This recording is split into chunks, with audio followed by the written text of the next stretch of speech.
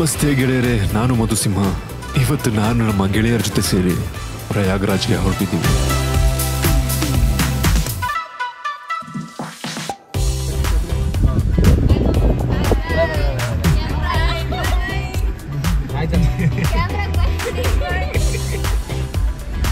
So ನಮ್ಮ ಪ್ರಯಾಣ ಶುರುವಾಗೋಕ್ಕೂ ಮುಂಚೆ ದೇವಸ್ಥಾನದಲ್ಲಿ ಪೂಜೆ ಮಾಡೋಣ ಅಂತ ಹೇಳಿ ಇಲ್ಲಿ ಗಣೇಶನ ದೇವಸ್ಥಾನ ಹತ್ರ ಬಂದಿದ್ದೀವಿ.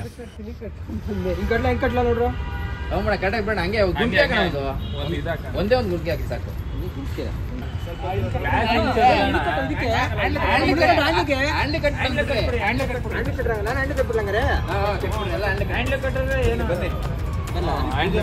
ಪಟ ಅನ್ನಲ್ಲ, ಪೂಜೆ ಮಾಡಿಸಿ ಬಂದು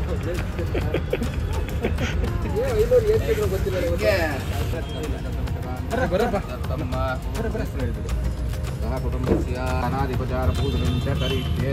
ನೀವು ಗಾಡಿ ಅಲ್ಲಿ ದೇವತಾಭ್ಯೋ ನಮಃ ಧ್ಯಾಯಾಮಿ ಧ್ಯಾನ ಸಮರ್ಪಯಾಮಿ. ಯಾರು ಚೇಂಜ್ ಮಾಡ್ಕೊಂಬೋದು? ಇಲ್ಲೇ ನಮಸ್ತೆ ಮಾಡಿದ್ವಿ.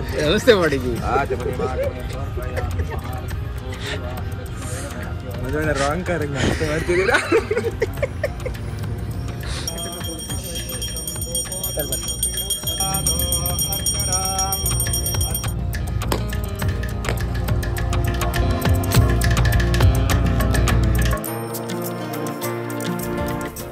ಸಂಜೆ 6 ಗಂಟೆಗೆ ಇಲ್ಲಿಂದ ಹೊರಡಬೇಕು ಅಂತ ಅನ್ಕೊಂಡಿದ್ದು. ಸಮಯ ಈಗ 9 ಗಂಟೆ ಆಗಿದೆ. ಟ್ರಾಫಿಕಲ್ಲೇ ಹೋಗ್ತಾ ಇದ್ದೀವಿ. ಬೆಂಗಳೂರು ಏರ್ಪೋರ್ಟ್ ಹತ್ರ ಇದ್ದೀವಿ. ಇಲ್ಲೇ ಊಟ ಮಾಡೋಣ ಅಂತ ಹೇಳಿ ಸ್ಟಾಪ್ ಕೊಟ್ಟಿದ್ದೀವಿ.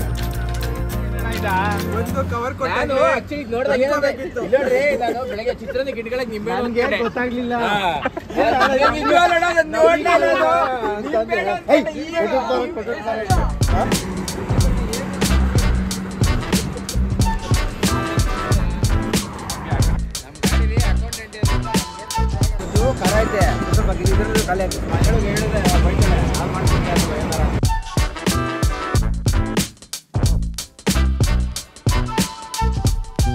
ಟೈಮಿಗೆ ಮಧ್ಯರಾತ್ರಿ 3 ಗಂಟೆ ಆಗಿದೆ.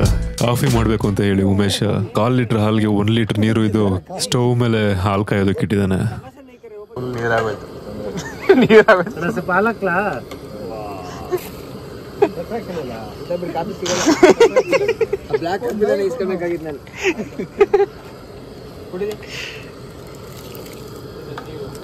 ಹಾಲು ಇನ್ನೊಂದು ಪ್ಯಾಕೆಟ್ ಐತಿ,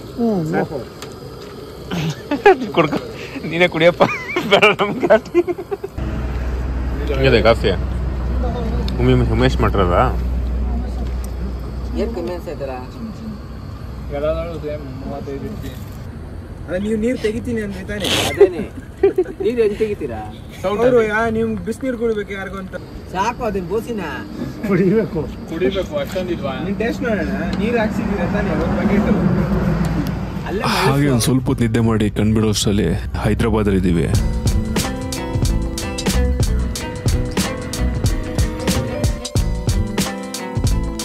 ರಾತ್ರಿ ಯಾರಿಗೂ ಸರಿಯಾಗಿ ನಿದ್ದೆ ಆಗಿಲ್ಲ. ಇವಾಗ ನಿದ್ದೆ ಮಾಡ್ತಾ ಇದ್ದಾರೆ.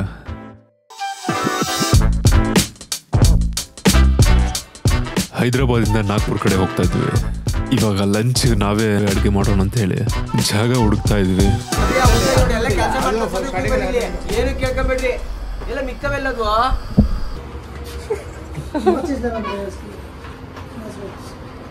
ಒಬ್ಬ ಚಡ್ಡಿ ಹಾಕೊಂಡು ಒಬ್ಬ ಪ್ಯಾಂಟ್ ಹಾಕೊಂಡು ಇಬ್ರು ಹೋಗ್ತಾ ಇದ್ದಾರೆ. ಇಲ್ಲ ಕಣೋ, ಇದೆಲ್ಲ ಇತ್ತಲ್ಲ.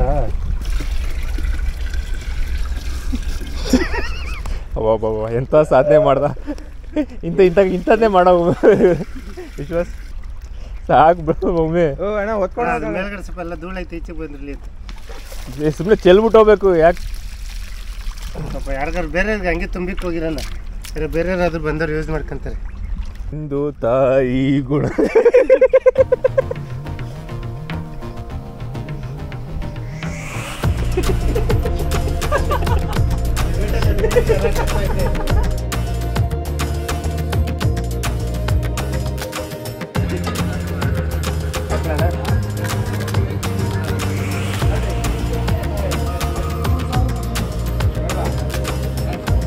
ಬೇರೆಯವ್ರ ಹೊಟ್ಟೆ ತುಂಬಿಸಿ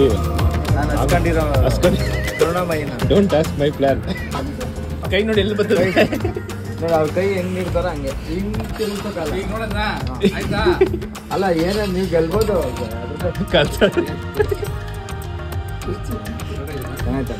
ಟೇಸ್ಟ್ ಚೆಕ್ ಮಾಡೇ ಹೊಟ್ಟೆ ತುಂಬ್ಕೊಂತ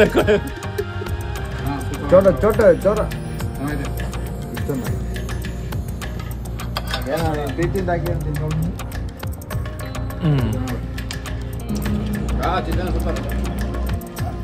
ಇವತ್ತಿನ ಲಂಚ್ಗೆ ಚಿತ್ರಾನ್ನ ಟೊಮೊಟೊ ರೈಸ್ ಮಾಡಿದ್ವಿ, ಭರ್ಜರಿ ಊಟ ಆಯ್ತು. ಈಗ ಇಲ್ಲಿಂದ ನಾಗ್ಪುರ ಕಡೆಗೆ ಹೊರಟಿದ್ವಿ. ಗೋಧಿ ಮತ್ತೆ ಸಾಸಿವೆ ಹೊಲ ನೋಡಿ ಹೇಗಿದೆ ಅಂತ. ಸೇಮ್ ನಮ್ ಕಡೆ ಹೇಗೆ ರಾಗಿ ಹೆಚ್ಚಾಗಿ ಬೆಳಿತೀವೋ ಹಾಗೆ ಈ ಕಡೆ ನಾರ್ತ್ ಸೈಡ್ ಗೋಧಿ ಹೆಚ್ಚಾಗಿ ಬೆಳಿತಾರೆ.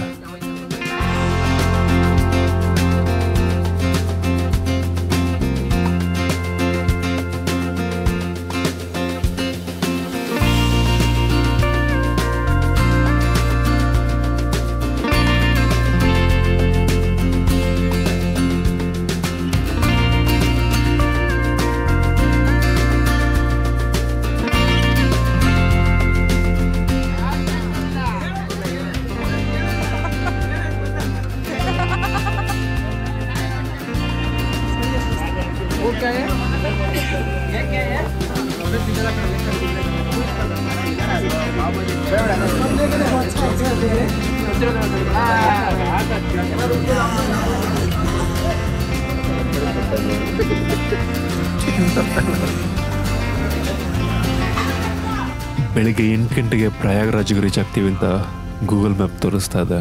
ಎಕ್ಸೈಟೆಡ್ ಆಗಿದ್ದೀವಿ ಮಹಾಕುಂಭಮೇಳನ ಕಣ್ ತುಂಬಿಕೊಳ್ಳೋದಕ್ಕೆ.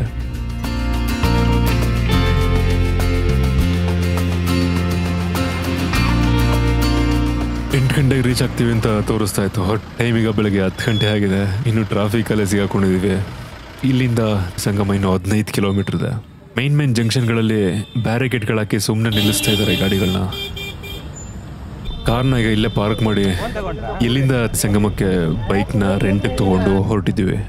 ಒಂದು ಬೈಕಿಗೆ 300 ರುಪೀಸ್ ಅಂತ. ಒಟ್ಟಿನಲ್ಲಿ ಮಹಾಕುಂಭಮೇಳ ಮುಗಿಯೋ ಅಷ್ಟರಲ್ಲಿ ಇಲ್ಲಿರೋ ಜನ ಅಂತೂ ಒಳ್ಳೆ ಕಾಸು ಮಾಡ್ಕೊತಾರೆ.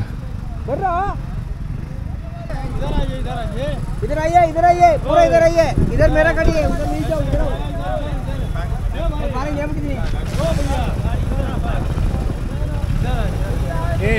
ಒಂದು ಗಾಡಿ ಬಿರು ಒಬ್ಬೊಬ್ಬರ 300 ರೂಪಾಯಿ ಅಡಿಷನಲ್. ಜೈ ಶ್ರೀರಾಮ್.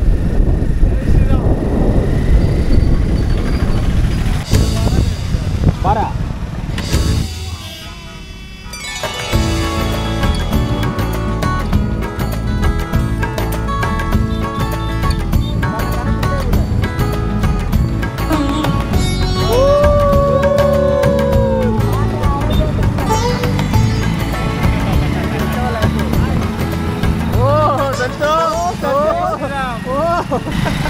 ಅದನ್ನ ಚೆನ್ನಾಗಿ ಹಿಡೀರಿ.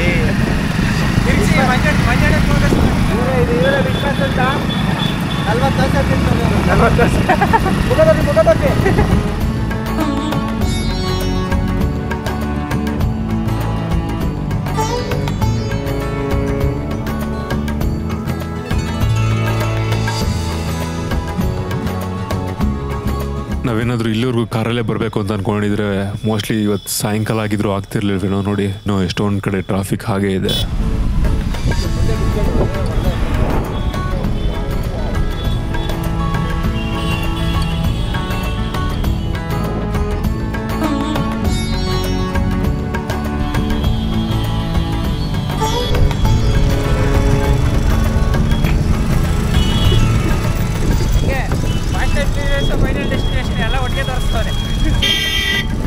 ಈ ತ್ರಿವೇಣಿ ಸಂಗಮದಲ್ಲಿ ಸ್ನಾನ ಮಾಡಬೇಕು ಅಂತ ಹೇಳಿ ಸುಮಾರು 70 ಗಂಟೆಗಳ ಕಾಲ ಕಾರ್ನಲ್ಲಿ ಜರ್ನಿ ಮಾಡಿ ಇನ್ನೇನು ಆಲ್ಮೋಸ್ಟ್ ಸಂಗಮಕ್ಕೆ ರೀಚ್ ಆಗ್ತಾ ಇದ್ದೀವಿ.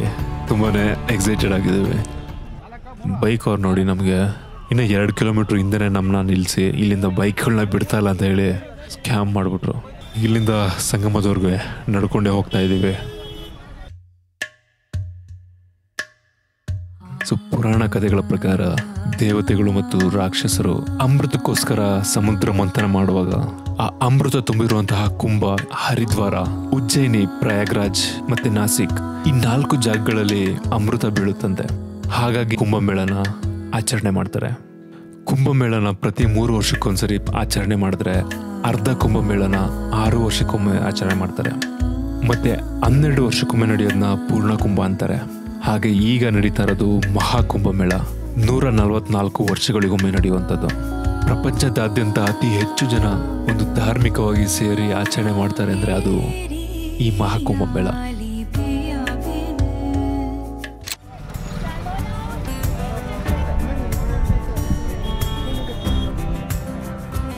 ಸೊ ಇಲ್ಲಿ ಯಾವುದೋ ಒಂದು ಪ್ರೈವೇಟ್ ಬೋಟ್ ಆಪರೇಟರ್ಸ್ ಸಿಕ್ಕಿದ್ರು.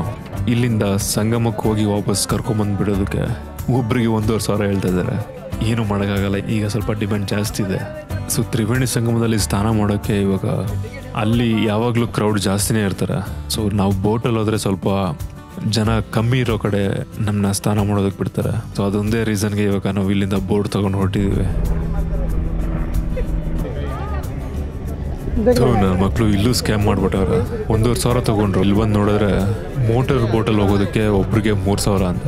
ಆ ರೋಯಿಂಗ್ ಬೋಟಲ್ಲಿ ಹೋಗೋದಕ್ಕೆ ಅಂದರೆ ಆ ಕೈಯಲ್ಲಿ ದೋಣಿ ನಡ್ಸ್ಕೊಂಡು ಹೋಗ್ತಾರಲ್ಲ ಅದ್ರಲ್ಲಿ ಹೋಗೋದಕ್ಕೆ 1,500 ಅಂತ. ಆ ರೋಯಿಂಗ್ ಬೋಟಲ್ಲಿ ಹೋದ್ರೆ 2-3 ಗಂಟೆ ಇಲ್ಲೇ ಇರಬೇಕಾಗತ್ತೆ. इलेक्ट्रिकल बोट के लिए हम पूछा आपको, आप रोइंग बोट के लिए क्यों दिया? ಸೊ ಅಲ್ಲಿಂದ ವಾಪಸ್ ಬೇರೆ ಕಡೆ ಹೋಗೋಣ ಅಂತೇಳಿ ಬರ್ತಾ ಇದ್ವಿ. ಅಷ್ಟರಲ್ಲೇ ಇಲ್ಲೊಬ್ರು ಪೊಲೀಸ್ ಆಫೀಸರ್ ಸಿಕ್ಕಿದ್ರು. ಸೊ ಅವರು ಮಾತಾಡಿ ಅದೇ ರೇಟ್ಗೆ ನಮಗೆ ಒಂದು ಮೋಟರ್ ಬೋಟ್ನ ಅರೇಂಜ್ ಮಾಡಿಕೊಟ್ರು. ಫೈನಲಿ ಯಮುನಾ ನದಿಯಲ್ಲಿ ದೋಣಿಯಲ್ಲಿ ಕೂತು ಹೋಗ್ತಾ ಇದ್ದೀವಿ. ಇನ್ನೊಂದು ಕೆಲವೇ ಕ್ಷಣಗಳಲ್ಲಿ ಆ ಒಂದು ಪುಣ್ಯಸ್ಥಾನ ಮಾಡ್ತೀವಿ. ಇಲ್ಲಿರೋ ಕ್ರೌಡು, ಆ ಟ್ರಾಫಿಕ್ಕು, ಎಷ್ಟೋ ಜನ ನಾವು ಎಲ್ಲಿ ಸ್ನಾನ ಮಾಡ್ತಾ ಇದ್ದೀವಿ ಅನ್ನೋದೇ ಗೊತ್ತಿಲ್ಲ. ಎಷ್ಟೋ ಜನ ಯಮುನಾ ನದಿಯಲ್ಲಿ ಸ್ನಾನ ಮಾಡ್ತಾ ಇದ್ದಾರೆ, ಇನ್ನು ಕೆಲವರು ಗಂಗಾ ನದಿಯಲ್ಲಿ ಸ್ನಾನ ಮಾಡ್ತಾ ಇದ್ದಾರೆ.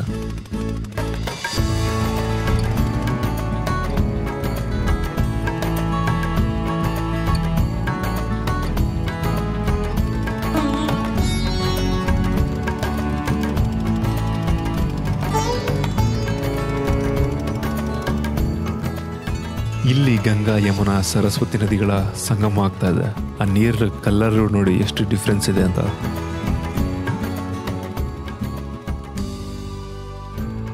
ನೋಡಿ ಅಲ್ಲಿ ಕಾಣ್ತಾ ಇರೋದೆ ಸಂಗಮ ಘಾಟ್.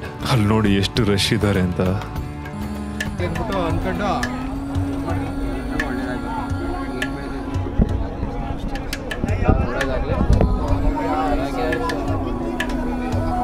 ಮನೆಗಳು ಚೆನ್ನಾಗಿ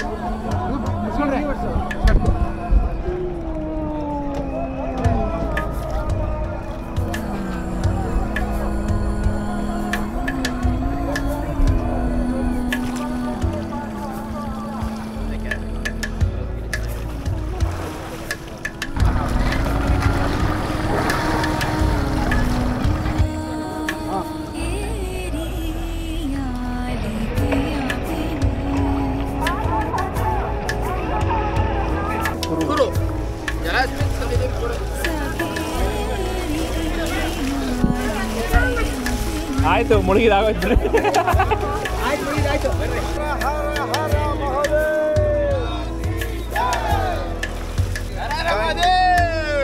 ಗಂಗೆ ಚ ಯಮುನೆ ಚ ಗೋದಾವರಿ ನರ್ಮದಾ ಸಿಂಧು ಕಾವೇರಿ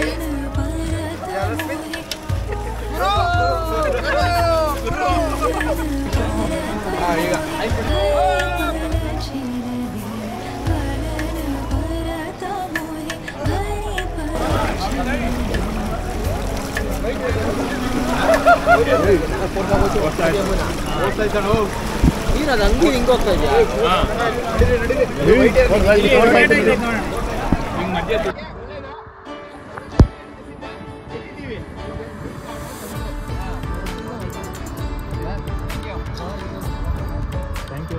ಥ್ಯಾಂಕ್ ಯು ಸಂತು.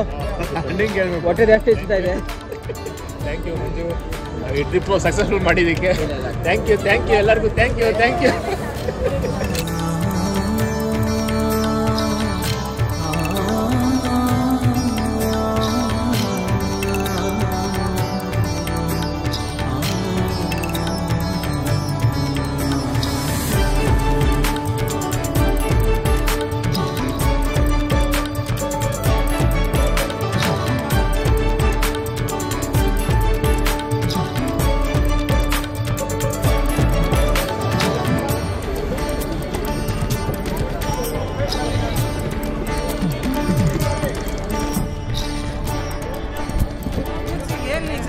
ಗಂಗಾ ನದಿಯಲ್ಲಿ ನಮ್ಮ ಪುಣ್ಯದ ಸ್ಥಾನ ಆಯಿತು. 244 ವರ್ಷಗಳಿಗೊಮ್ಮೆ ನಡೀತಾ ಇರುವಂತಹ ಈ ಒಂದು ಮಹಾಕುಂಭಮೇಳದಲ್ಲಿ ಅಷ್ಟು ದೂರದಿಂದ ಜರ್ನಿ ಮಾಡ್ಕೊಂಡು ಬಂದು ಇಲ್ಲಿ ಗಂಟೆಗಟ್ಟಲೆ ಟ್ರಾಫಿಕಲ್ಲಿ ಸಿಕ್ಕಾಕೊಂಡು ಸರಿಯಾಗಿ ಊಟ ಇಲ್ಲ, ಸರಿಯಾಗಿ ನಿದ್ದೆ ಇಲ್ಲ, ಫಜಿತಿ ಪಡ್ಕೊಂಡು ಬಂದು ಗಂಗಾ ನದಿಯಲ್ಲಿ ಮುಳುಗಿದ ತಕ್ಷಣನೇ ಎಲ್ಲ ಹಾಗೆ ಮರೆತು ಮನ್ಸಿಗೆ ಏನೋ ಒಂಥರ ಖುಷಿ ಸಿಗುತ್ತೆ. ಈ ಎಲ್ಲ ನೋವು ಕಷ್ಟಗಳನ್ನು ಮರ್ತೋಗೋ ಹಾಗೆ ಮಾಡುತ್ತೆ. ಅಷ್ಟು ಸಾಕು, ಬಂದಿದ್ಕೂ ಸಾರ್ಥಕ ಅನ್ಸುತ್ತೆ.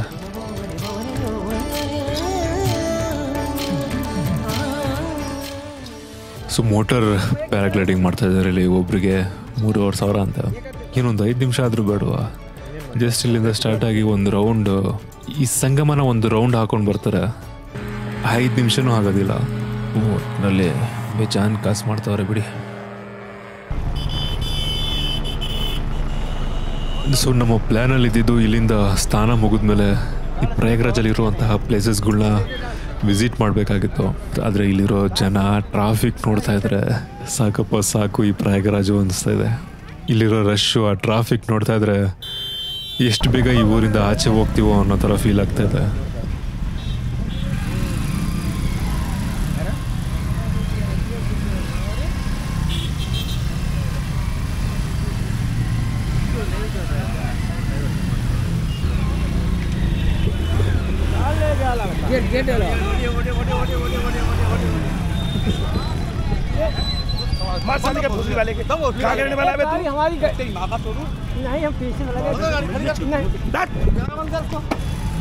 ಇಲ್ಲಿ ನೋಡಿ ಪೊಲೀಸರು ಸಹ ಏನೂ ಮಾಡೋಕ್ಕಾಗ್ತಾ ಇಲ್ಲ. ಅಷ್ಟು ವೆಹಿಕಲ್ಸ್ಗಳಿದೆ, ಅಷ್ಟು ಟ್ರಾಫಿಕ್ ಇದೆ, ಅವ್ರ ಕೈಲೂ ಕಂಟ್ರೋಲ್ ಮಾಡೋಕ್ಕಾಗ್ತಾ ಇಲ್ಲ. ಇಲ್ಲಿ ಈ ಥರ ಮೇನ್ ಜಂಕ್ಷನ್ಗಳಲ್ಲಿ ಗಂಟೆಗಟ್ಟಲೆ ವೆಹಿಕಲ್ಸ್ಗಳು ನಿಂತ್ಕೊಂಡ್ಬಿಡುತ್ತೆ. ಈ ಥರ ಆದರೆ ಯಾರಿಗೆ ತಾನೇ ಈ ಪ್ಲೇಸಸ್ಗಳನ್ನ ನೋಡಬೇಕು ಅಂತ ಅನ್ಸುತ್ತೆ. ಒಂಥರ ಇರಿಟೇಷನ್ ಶುರು ಆಗುತ್ತೆ. ಎಷ್ಟು ಬೇಗ ಈ ಜಾಗ ಬಿಟ್ಟು ಹೊರಡ್ತೀವೋ ಅನ್ನೋ ಫೀಲ್ ಬರೋಕ್ಕೆ ಶುರು ಆಗುತ್ತೆ. ಸೊ ಇಲ್ಲಿಂದ 100 ಕಿಲೋಮೀಟರ್ ದೂರದಲ್ಲಿರೋ ಚಿತ್ರಕೂಟಕ್ಕೆ ಹೋಗ್ತಾ ಇದ್ದೀವಿ. ಅಲ್ಲೋಗಿ ಇವತ್ತು ಸ್ಟೇ ಮಾಡೋ ಪ್ಲ್ಯಾನ್ ಇದೆ. ನಾನು ನಿಮಗೆ ಮುಂದಿನ ವಿಡಿಯೋದಲ್ಲಿ ಸಿಗ್ತೀನಿ. ಅಲ್ಲಿವರೆಗೂ ಟೇಕ್ ಕೇರ್, ಬಾಯ್.